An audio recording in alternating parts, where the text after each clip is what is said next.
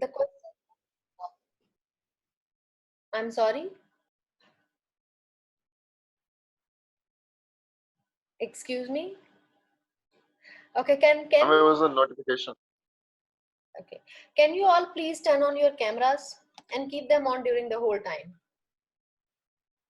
Uh, I gave you a question which was related to user gratifications model. We discussed seven steps that are part of user gratifications process. And when I explained you that process, I told you that that's okay, Amna. I told you that when I was explaining those seven steps, I related those steps with my own personality. And toward the end of my lecture, related to user gratifications model, I ask you to learn to relate those seven steps to your personality. Would anyone like to talk about that?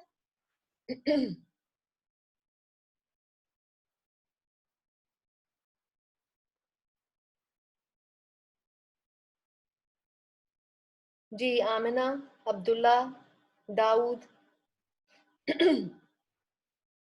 Nimra. By the way, I have already graded the majority of your first exams. Um, I remember grading Alima's exam, and Ghazal still has to take it. Abdullah also has to take it. I think I have also, Nimra's name is Nimra Allahi on Moodle. Is that correct, Nimra? Yes, ma'am. So I have graded her exam as well. Your first exams are graded.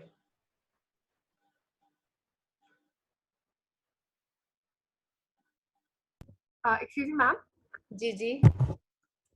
Can you share the slide where जो gratification model में उन्होंने हमें बताया था कि the needs और वो वाला जो pointers थे ताकि we know कि कौन-कौन सा हमने according to our lifestyle discuss करना है. So I remember कि what time. Of course, Salima. Okay, let's do one thing. I have only 8 students so far in the meeting room. So let's do this questioning after the end of my lecture. Let's begin with the lecture first. Okay, let me finish my lecture, and after that I will again ask the question, and I am expecting some more students to join in the meantime. All right. Okay. Let me now share my screen with you all. Now, can you all see my screen? Do you see my screen? Yes, ma'am. Good, good. All right.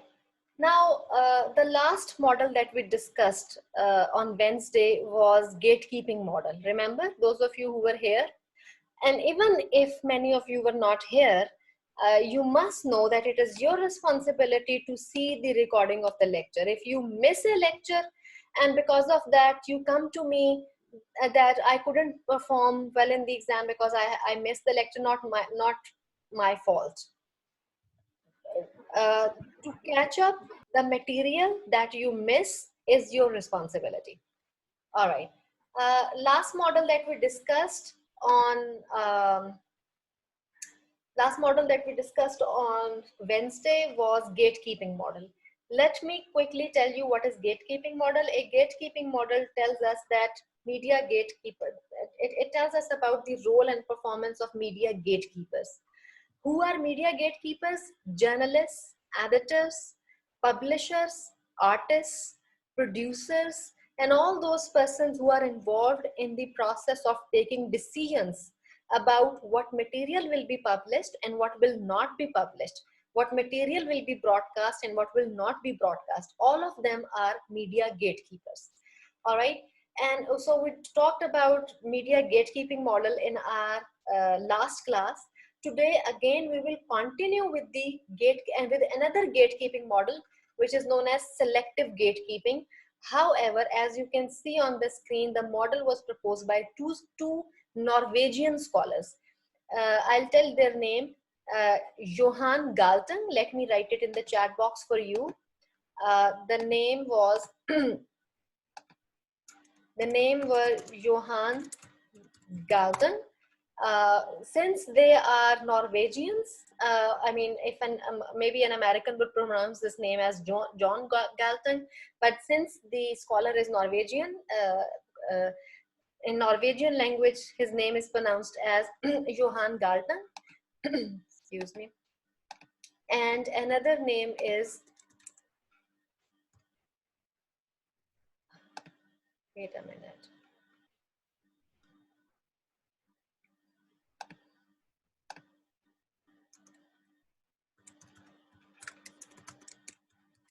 G. If I am not mistaken, I think the other name is Mary Hollenberg Ruth. However, you can see on the screen, it's only the surnames, Galtung and Rood's model of selective gatekeeping. Now, before I start my discussion on media gatekeeping, quickly remind me the concept that you learned in MCOM 101, news values. I remember Ghazal took that course with me, MCOM 101. When you took your course, MCOM 101, which is the introductory course of mass communication, you learned the concept of media gatekeeping there. Sorry, you learned the concept of news values there. So what was the concept of news values? Who can explain? What is the concept of news values? What are news values?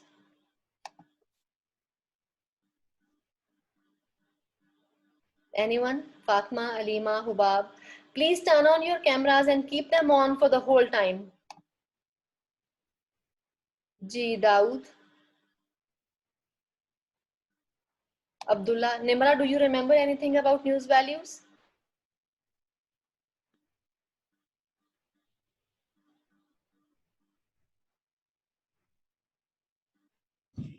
Yes, ma'am. It's about timelines, proximity, influence of the news. Shabash. Good job. All right, let me tell you what are news values. News values are the factors. Can I tell? Ji, who? Excuse me? Ji, Alima, you raise your hand. Go ahead, please. Ma'am, basically, it is the selection that which sort of news should be presented and how, in what manner. So basically, it's the representation and presentation that is influenced, the criteria basically. Yes. Hubab, you wanted to say something? It's like the criteria that determines if the news is newsworthy or not to be published. Very good. Very good. See, even if you pay attention to the word news values, the concept will become clear to you. Like, what are the factors that make the value of a news story? So the factors that help journalists determine whether they should publish a story or not are the factors that are called news values. And Nimra was describing like timeliness, proximity, similarly consequence, magnitude. So these are all news values that you learned in MCOM 101. Now, Galtung, the two scholars that you see here on screen, Johan Galtung and Rug, what they did a research in 1965. And what they were studying that what are the factors that make journalists select a news story. In other words, they were studying selective gatekeeping. They were studying how do journalists decide whether a news story is worth publishing or not. So how do they do this gatekeeping? This is what they were doing in 1965. Now just imagine, in 1965, of course, newspaper was the most popular medium of communication. Television was popular. In Pakistan, TV came in 1964. So television was popular, maybe not much popular in Pakistan, but of course very popular in Western countries. And then internet, of course, wasn't there. That was the time period when there wasn't internet. Now let's see what we have here. Model based on Johan Galtung and Mary Hollenberg Rug's research. Like I told you that this model is based on their 1965 research, the research that they did in 1965. And on the basis of this research, they presented factors. They presented news values. The news values that you learned in MCOM 101 actually are based on their research that they did in 1965. So they say that they see gatekeeping. What they say about gatekeeping is that it is a process of successive selections according to a number of news values or criteria which affect the perception of news events. Hubab was just saying, Hubab just used the word, Hubab Yusuf, when she was answering my question, she just used the word of criteria. She said that news values include the criteria according to which journalists select stories for publication. Journalists select content for publication. See, so what they see gatekeeping is, they say that this is a process of selection according to a number of news values or according to criteria which affect the perception of that actually help journalists select the news stories. This essentially means the criteria which are applied in deciding whether to select or reject. And here in subsequent slides, we will discuss the news values that uh, Galtung and Rube discussed. Galtung and Rube have studied the main characteristics of an original news event, which will influence its chances of being picked up initially and of passing the various gates. So again, they talked about news values, those news values that we have already learned in MCOM 101. Since today's lecture is based on a concept that you already learned in your basic course, for this reason, I'll quickly go over this. However, I'm very happy to take your questions, whatever you may have related to these news values. Okay, now you see there is world which is full of events. Different events are happening in the world, and those events make up news stories. They go through media perception, which means journalists perceive them and then they tend to transmit those events according to their perceptions. Do you see this wheel-like shape? It has nine components: 1, 2, 3, 4, 5, 6, 7, 8, and 9, which means there are 9 news values in total. So they go through this wheel, and which means that world events, according to media perception, they are selected according to these 9 factors, and then consequently, this is how media creates an image for public. You see, news factors filter the flow of news based on theory in Galtung and Rube in 1965. The news values that you learned in MCOM 101, now listen to this carefully, please. What I'm saying is that the news values that you learned in MCOM 101 may be slightly different from the ones that you see here, from the ones that were presented by Galtung and Rube. Because the news values that you have learned in MCOM 101, they are revised, modified according to the contemporary needs, according to the current needs of media industry. However, this research which was done in 1965, of course, they presented these news values according to their situational circumstances in that time period. All right, let me go to my next slide now. Now, you see, these are news factors or news values that were discussed by Galtung and Rube. These are 9 in total. And for this reason, in this wheel, you see 9 factors. Again, 1, 2, 3, 4, 5, 6, 7, 8, and 9. All right, let's discuss these news values now one by one. These are the news values which were presented by Johan Galtung and Rube. The first news value is time span. Remember, you did it with the name of timeliness, and then you learned that timeliness is a news value that actually tells a fresh event becomes a story of worth publishing. However, an event that has happened a month ago, 2 months ago, 3 months ago, of course, is not fresh, and usually it cannot be picked up by journalists for publication. So time span, when Galtung and Rube presented this news value model, this gatekeeping model, they were of the view that, you see, newspaper copies, they have a publication timeline. By timeline, I mean that a news story, a newspaper, especially for printing, it is usually sent for printing by 9 p.m. or 10 p.m. And then it is published by 12 p.m., 1 p.m. That is the time when the newspaper copy is ready to be circulated. and then that goes to different cities, that goes to different hawkers, vendors, then they take them to the buyers by 6 a.m. or 7 a.m. This is the process. So a news story, of course, that comes in a newspaper office after 9 p.m. or 10 p.m. when the final copy has already been sent for printing, of course, will not match the time span. So in order to be published, an important story has to be available to newspaper within the time span, within the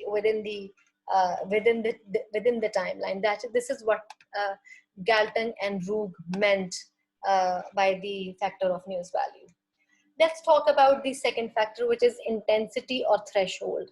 If you remember, you may have learned a news value with the name of magnitude. Yes, magnitude. Very good. So the bigger the magnitude, the more chances a news story has of being published. A news story, for example, the news story of a road accident that results in the casualty of 4 or 5 people is of more magnitude as compared to the news story of another road accident that results in a couple of injuries.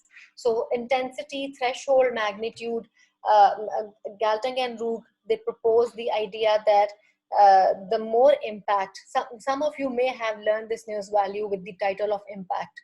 The more impactful the news story is, the more chances it has of being selected by journalists. Ma'am जैसे आजकल मस्जिद अक्सा के ऊपर जो हो रहा है उस पे न्यूज़ आ रही है. Yes, very good. You see, what is happening in Palestine, it potentially affects the whole Muslim community. Doesn't matter from what area, from what geographical area. So it affects the whole Muslim community. So that is something that is of bigger magnitude, bigger threshold for especially for Muslim community. It's a good example, Dawood. Let's talk about the third news value that was proposed by Galtung and Rugg in 1965, which is clarity or lack of ambiguity. By this news value, Galtung and Rugg meant that the clarity, the more details the journalists have about a particular event, the more chances there will be of that news story being selected. If there is any ambiguity, of course, journalists are not going to publish it until and unless they get complete information about it. And also, this is something that is related to the idea of their credibility. If they're not providing full information, and if they are providing an information which sounds ambiguous or confused or a little vague, that is something that is going to affect their credibility in the long run, and they would avoid that situation. All right. Let's talk about the fourth component here, which is cultural proximity or relevance. Now, this is again the same thing, something that you have already learned, and I need not to go into its details. The idea of proximity is that the incident, if it happens in your surroundings, in your neighborhood, then of course that news story is of more importance to your readers, to your viewers, as compared to a news story that has happened in a really far away area. So there was this fire incident of Hafiz Center a few months ago, and that story of course is of interest for people in Lahore. Everyone knows Hafiz Center.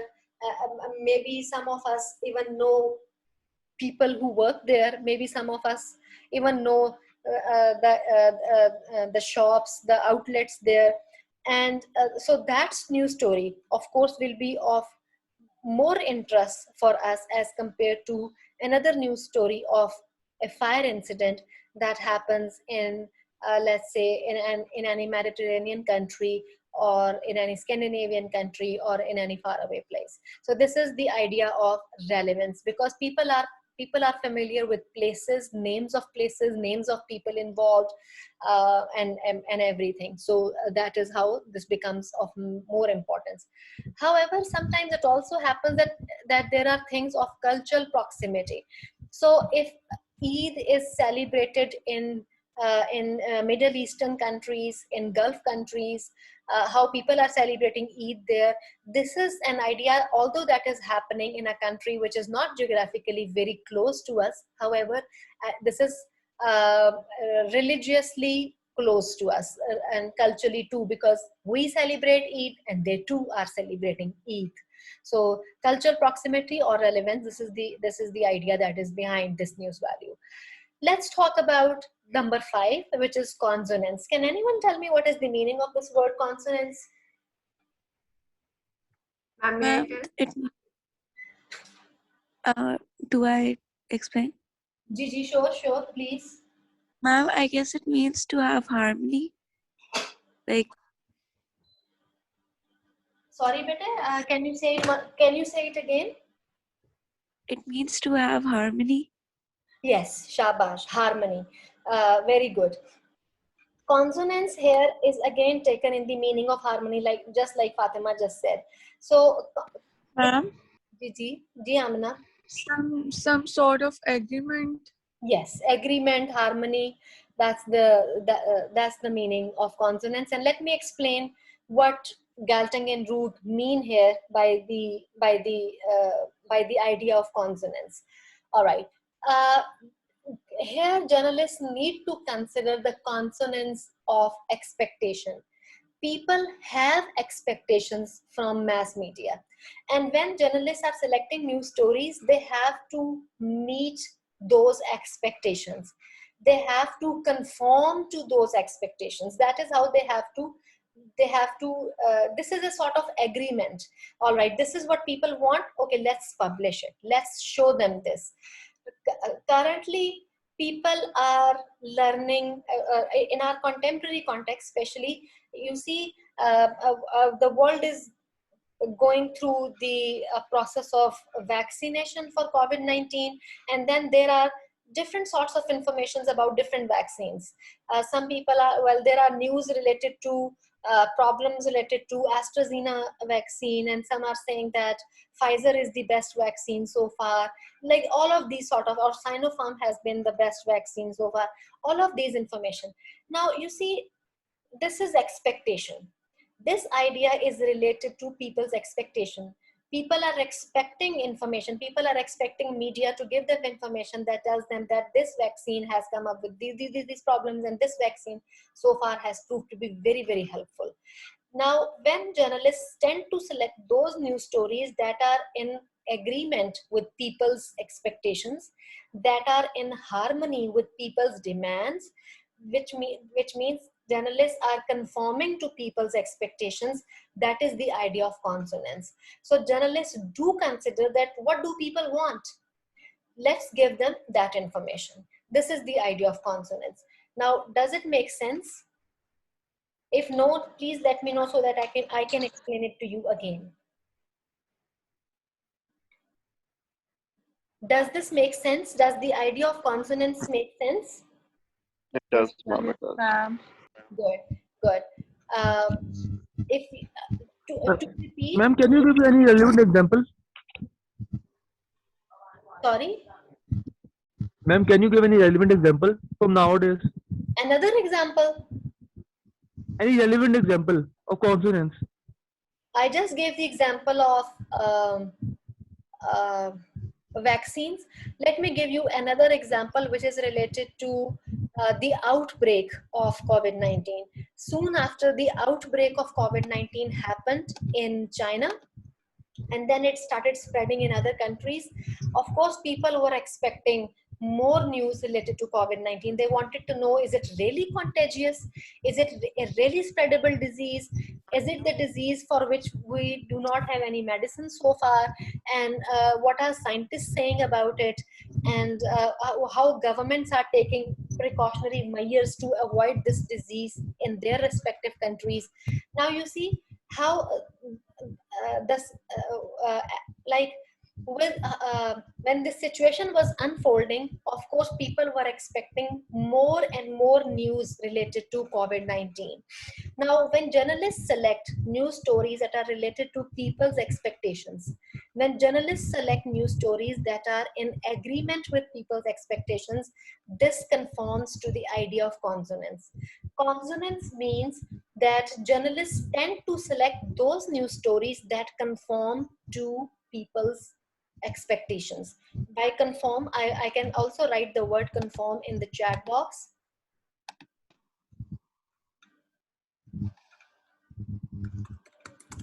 Conform.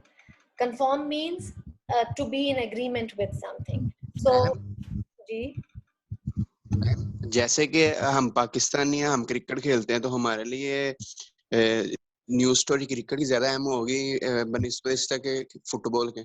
yes, very good. It's a very good example, Dawood. PSL is always of interest for Pakistani audience, and Dawood is absolutely right that cricket is a popular game in Pakistan.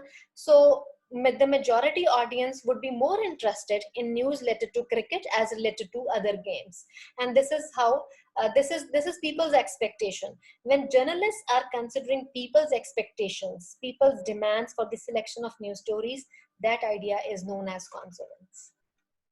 Excuse me, ma'am. Gigi.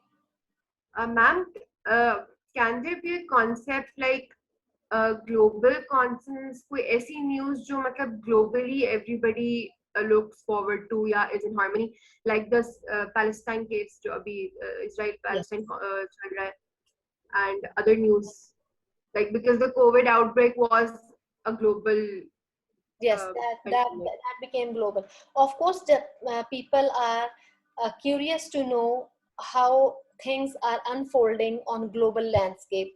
Now, the issue of Palestine is very important because audience all over the world, they want to see how is superpower like USA is responding to that event, how is United Nations responding to that event, how are the majority Muslim nations are responding to that event. So that is, I think, also an important example of the factor of consonance. All right. Before I have only 8 minutes left. Fatma is here. Fatma Ahmed. There is a student Ghazal. I do not know, for some reason he's not in the WhatsApp group. Ghazal, you may want to. Her name is Fatima Ahmed.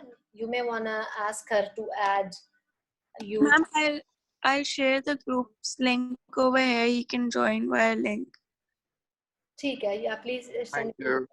I don't see Ghazal. Are you still here with us? Yes, ma'am. ठीक है. She's saying that she will send the link in the chat group and you can find it there. Yes, ma'am. That's fine. Thank you. Acha, one more thing, students. Hello. One more thing. We will. I'll not teach anything new on Wednesday. On Wednesday, we will talk about the format of your midterm exam, and we will also talk about. We will also talk about the pattern, and please, everything that we have covered until today is part of your syllabus for midterm, starting from the beginning of the semester until today. All right, and with that, there was one more thing I wanted to say, I forgot. That's okay. All right. So sixth factor is unexpectedness. Remember, you learned a concept which was related to unusualness. Anything unusual makes a new story. And in novelty, the idea of novelty. Some of you may have learned it with the title of novelty or with the title of unusualness. Anything unusual makes a new story. Anything unusual. All right. Number 7 is continuity. There are sometimes news stories that kind of continue in, like they keep developing. COVID-19 is such a situation. First, the story was developing and people wanted to see how it is developing, where is it taking us? And now as vaccines are coming and people want to see what are the results of these vaccines, how effective have they been. So this is the idea related to continuity. There are many situations that remain in news for a longer period of time, and audience want to see how they are developing. I think Palestine issue is also one of them. Same is the case with Afghanistan. This also happens in areas where conflict is happening. Myanmar, remember what was happening in Myanmar? So in conflict areas, in areas that are struck by any disease, situations are developing, and people want to stay abreast of how the situation is developing, what is happening, and this is the idea of continuity. There are situations that sometimes continue in media, and people want to see, okay, how is this situation unfolding and where is it taking us. So the idea of continuity is another factor that usually journalists consider for the selection of news stories. Number 8 is composition. Now, sometimes it also happens that journalists want to present a balanced sort of presentation in their publication or in their news. Composition means that sometimes some news stories are selected in contrast. For example, if there are too many political news stories, now journalists would like to balance it. This is the idea of composition. So too many political news stories, let's publish some economic news stories as well. People should be informed of economic issues. Too many news on social issues, now let's present let's select some news stories that are related to environment as well. So journalists always are they are always trying to seek balance in their news stories. They don't want to transmit all international news or all national news. They would say, all right, let's cover some local news as well. This is the idea of composition. Like they pay special attention to the composition of, okay, some percentage of political news, some percentage of economic news, some percentage of social news, some percentage of metropolitan news, and all that. And then socio-cultural values. Galtung and Roop were of the view that, so for example, Eid is an important, Pakistan is a predominantly Muslim country, and they would give more coverage to the festivals or socio-cultural events that are usually celebrated in this part of the world as compared to some other parts of the world. So this is another consideration that Galtung and Roop consider. This is my last slide for today's lecture. They said that there are some hypotheses associated with these factors. When you write the word in plural, you write an E here. The hypothesis means, this word means more than one hypothesis. However, if you are writing just one hypothesis, then you will write it with I. Additivity hypothesis means a statement that needs to be tested. Any statement that needs to be tested is hypothesis. Additivity hypothesis means that a single news story can have more than one news values. For example, the news story related to a fire incident at a feast center, it has the news value of proximity, it has the news value of timeliness, it has the news value of continuity as well if the fire incident continues for more than 1-2 days. So you see additivity, like more than one news values are being added to a single situation. So additivity, this is additivity hypothesis. Complementarity hypothesis means that it may happen that in a single news value, in a single news story, one news value is weak, but other news value is strong or stronger. Acha bache, I'll not add this last slide because I have run out of time now. If you have any question, you can ask me. Okay, we'll discuss this after the midterm then now. Any question? Okay, ma'am. No, ma'am. Last slide is not included. Last slide, except for the last slide, baki sara kuch jo hai, that is included in your midterm.